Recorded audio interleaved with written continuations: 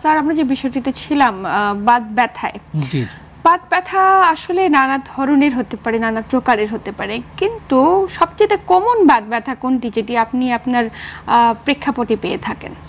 হ্যাঁ, ধন্যবাদ। আমরা আমাদের প্র্যাকটিসে বেশি পেয়ে থাকি দুইটা আর্থ্রাইটিস, সেটা হলো একটা হলো রিউমাটয়েড আর্থ্রাইটিস আর একটা হলো অস্ট্রিও আর্থ্রাইটিস। আচ্ছা, তো আমরা যদি একটু ডিফারেন্সটা বলি যে অস্ট্রিও আর্থ্রাইটিস এবং রিউমাটয়েড আর্থ্রাইটিসের মধ্যে পার্থক্য কী বা কীভাবে সাধারণ মানুষ বুঝবে? স্যার এই যে গুরুত্বপূর্ণ প্রশ্নটি করলেন, রিউমাটয়েড কোনটি এবং অস্ট্রিও আর্থ্রাইটিস কোনটি, এটি কিন্তু খুব গুরুত্বপূর্ণ, জানবো। এই যে দর্শক অপেক্ষায়। জি নিশ্চয়। দর্শক কে আছেন? নাম বলে প্রশ্ন করুন।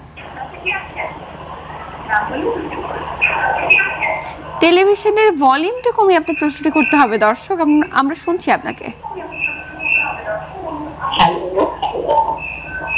টেলিভিশনের ভলিউমটি একদম মিউট করে ফেলুন।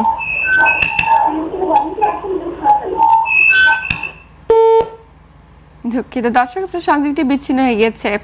অবশ্যই ফোন করার আগে টেলিভিশনের ভলিউমটি একদম মিউট করে তারপর আপনি কল করুন।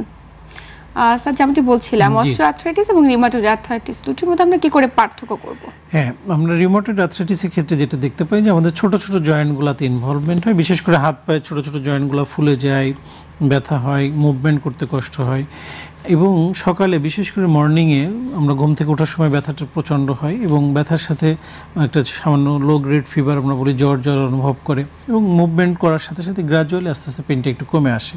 প্রথম দিকে এই ধরনের উপসর্গ নিয়ে আমাদের এই প্রেজেন্টেশন নিয়ে রোগীরা আমাদের কাছে আসে, তবে এক্ষেত্রে আরও কয়েকটি ডিজিজে এই ধরনের হতে পারে, যেমন গাউটি আর্থ্রাইটিসের ক্ষেত্রে অনেক সময় এরকম হতে পারে, কিন্তু স্পেশালি যেমন পলিআর্থ্রাইটিস বা অন্য কিছু আর্থ্রাইটিসে এরকম হতে পারে। তবে রিউমাটয়েড আর্থ্রাইটিসে জয়েন্টগুলো ফুলে যায় এবং এখানে কিছু ডিফর্মিটি তৈরি হয়, আস্তে আস্তে বাঁকা হয়ে যেতে থাকে, এবং অনেক সময় জেনেটিক্যাল কিছু হিস্ট্রিও থাকে। আমরা দেখতে পাই যে বাবা মা বা আত্মীয় স্বজনের মধ্যে কারো থাকলে তার এটা হওয়ার চান্স থাকে। আবার অনেক ক্ষেত্রে দেখবেন যে আপনি রিউমেটিক ফিভার নিয়ে যে রোগীরা ছোটোবেলায় আক্রান্ত ছিলেন তাদেরও অনেক সময় এই রিউমাটয়েড আর্থ্রাইটিস হওয়ার চান্স থাকে।